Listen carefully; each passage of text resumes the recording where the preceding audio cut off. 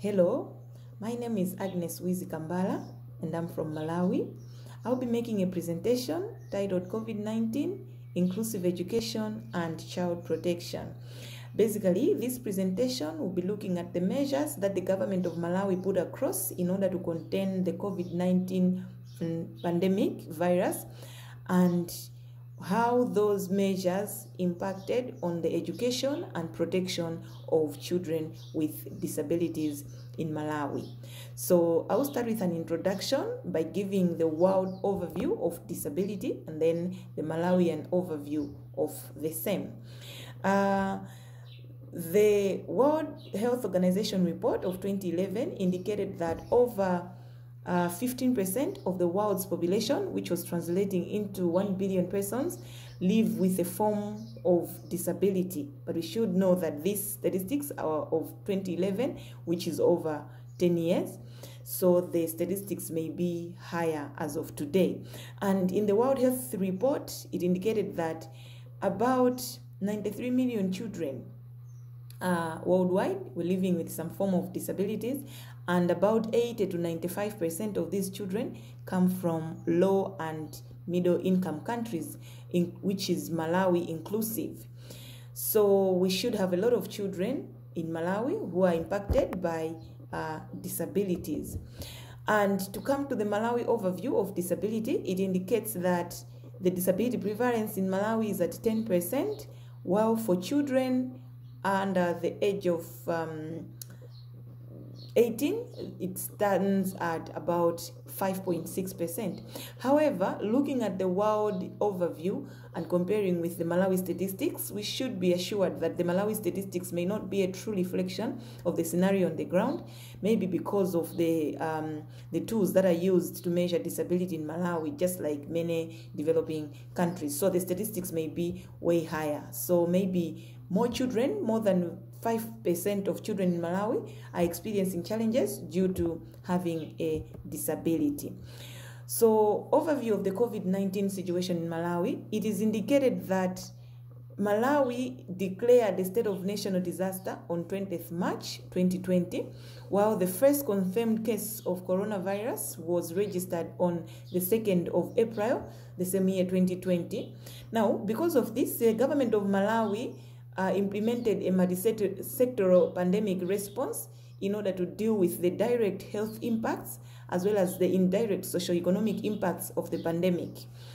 And some of the policies that the government of Malawi introduced to reduce the transmission of the COVID-19 virus included the closure of schools, which spanned for about 7 months from March to October 2020. There was also a ban on public events, and all gatherings had to have less than 100 people, and workplaces for non-essential staff were closed. Wearing of face masks was mandatory, and then there was a request to make sure that people frequently sanitize, and also the social distancing was also mandatory in Malawi so that people can stand 1 meter apart. So the aim of this study was to look at how these policies impacted on children with disabilities. So much as these policies were meant to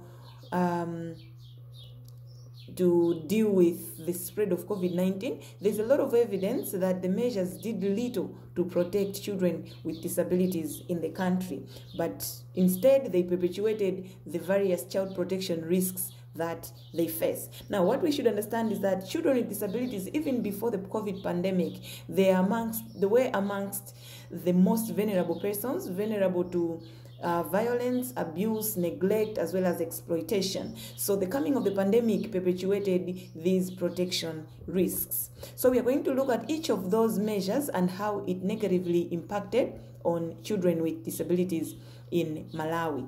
Firstly, the closure of schools. So schools were closed for about 7 months in the year 2020. And this closure had negative impact on children with disabilities because, first of all, in Malawi, schools have proven to be safe havens for children, including those with disabilities. So the closure of schools meant that there was no protective environment for children with disabilities.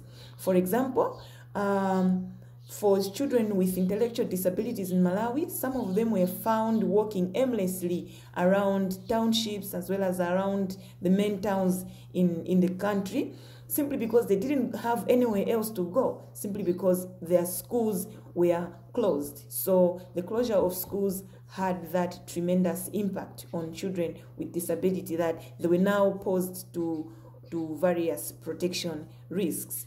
And also, the closure of schools meant that children with disabilities could no longer access various services which are very helpful to them. For example, some children with disabilities rely on these special schools for them to get physiotherapy sessions as well as speech therapy sessions. But now the closure of schools meant that these children could no longer go to these places in order to access physiotherapies. For example, at a certain school that is housed at an institution, an organization called Forum for the Development of Youth with Disabilities in Blantyre, they do physiotherapies, and the closure of schools meant that over 20 children now had no access to physiotherapy as well as speech therapy.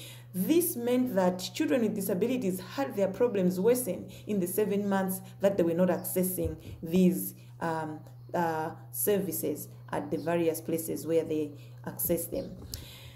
After schools were opened, there were still some challenges that were faced by children with disabilities because of the measures that were employed to contain the virus. For example, the government of Malawi mandated physical and social distancing, where people were supposed to stand at least 1 meter apart, but this had to be a challenge for most schools and most children, because for children with disabilities, especially those with physical and visual impairment, they require frequent contact with their caregivers, which was a challenge. On the same physical and social distancing, the government of Malawi also ordered that schools which had less teachers, they had to increase numbers of teachers, and those schools which had considerable number of teachers, they had to do double shifts to incorporate to make sure that there was social distance. However, the increase in the number of teachers proved to be a challenge for special teachers, because Malawi doesn't have many of these special teachers. So there were not so many teachers to teach children with disabilities. So another measure that was employed was wearing of face masks in public spaces. So when schools opened, it was mandated that children as well as teachers should wear face masks or face shields at all times. But this proved to be a very big problem for children with hearing impairment, because they rely on lip reading. And with face masks and even face shields, which were difficult to find, the face mask meant that the children could no longer lip read and could no longer make it possible for others to read their lips, to read their lips. So it was a challenge for children with disabilities in Malawi. And another measure that was employed was frequent sanitizing.